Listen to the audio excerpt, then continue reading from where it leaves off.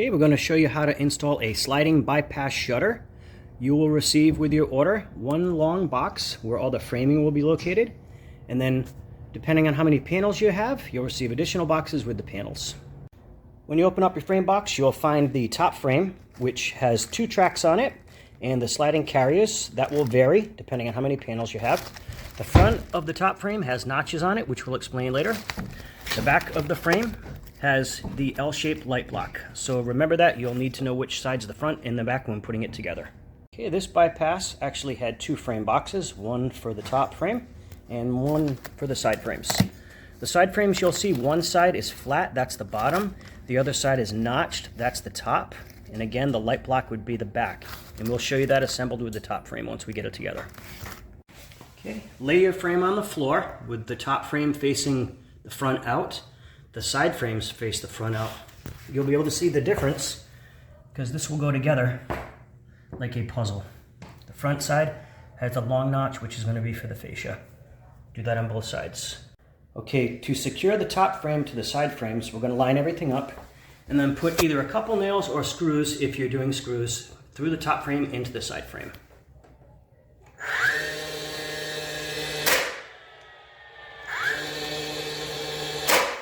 Once you stand your frame into place and get it centered on the door, go ahead and put a couple nails or screws through the top, just to hold it in place. Okay, your shutter will come with L support brackets. Mount them evenly across the top of the top frame.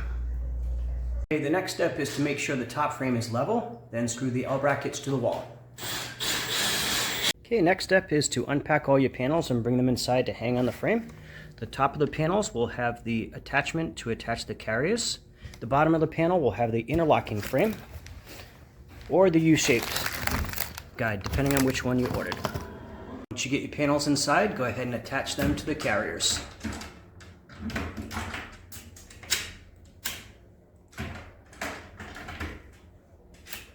You'll notice the panels will connect to each other. Before connecting them, go ahead and adjust any louvers that need a tension adjustment with the tension holes prior to connecting them.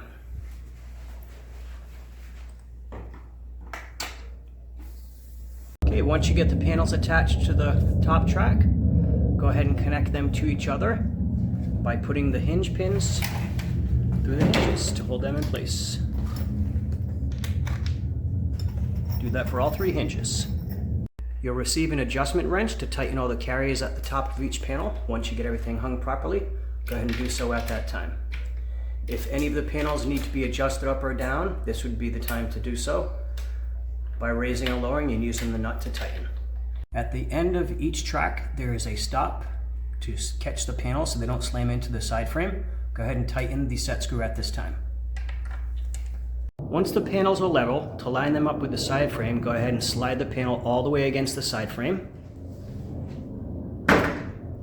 Once everything's lined up, go ahead and slide the panel out of the way and then attach the side frame to the wall.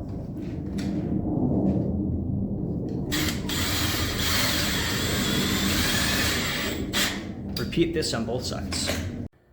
The back of the valance will have L brackets that will slide into the slots on the front of the top frame and then get tightened down from the top afterwards. Once you slide the cornice into place, use the short screws provided to attach it to the top frame.